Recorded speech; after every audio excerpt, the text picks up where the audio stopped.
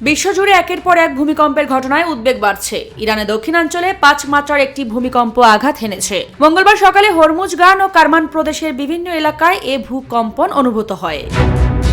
বার্তা সংস্থা মেহের নিউজ জানিয়েছে, ভূমিকম্পটি কেন্দ্রস্থল ছিল সারগাজ এলাকার কাছে। কম্পনের কারণে স্থানীয়দের মধ্যে আতঙ্ক ছড়িয়ে পড়লেও তাৎক্ষণিকভাবে কোনো হতাহত বা বড় ধরনের ক্ষয়ক্ষতির খবর পাওয়া যায়নি। অন্যদিকে ফিলিপাইনে আঘাত হানা শক্তিশালী 7.8 মাত্রার ভূমিকম্পে এখন পর্যন্ত অন্তত 30 জনের মৃত্যুর খবর পাওয়া গেছে। আহত হয়েছেন কয়েকশো মানুষ। সোমবার স্থানীয় সময় সকাল 7:40 ভূমিকম্পটি আঘাত হানে। সে সময় অনেক মানুষ কর্মস্থল ও শিক্ষা প্রতিষ্ঠানে অবস্থান করছিলেন। হঠাৎ তীব্র কম্পনে আতঙ্কিত হয়ে রাস্তায় নেমে আসেন হাজারো মানুষ।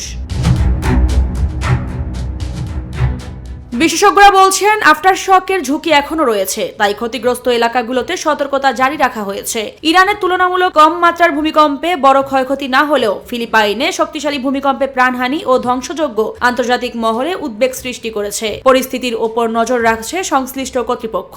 অপরদিকে কিউবায় প্রায় 150 বছরের মধ্যে সবচেয়ে শক্তিশালী ভূমিকম্প আঘাত হেনেছে। স্থানীয় সময় সোমবার দেশটির পশ্চিমাঞ্চলে 6.1 মাত্রার এই ভূমিকম্প অনুভূত হয়। এতে রাজধানী হাভানা সহ বিভিন্ন এলাকায়ও কম্পন টের পাওয়া যায়। মার্কিন ভূতাত্ত্বিক জরিপ সংস্থা ইউএসজিসি জানায়, ভূমিকম্পটির কেন্দ্রস্থল ছিল কিউবার মান্তুয়ার শহর থেকে প্রায় 104 কিলোমিটার পশ্চিম উত্তর পশ্চিমে। বিশেষজ্ঞদের মতে এটি ছিল ক্যারিবিয়ান অঞ্চলের জন্য একটি অস্বাভাবিক ঘটনা, কারণ সাধারণত এখানে এমন শক্তিশালী কম্পন খুব কমই ঘটে।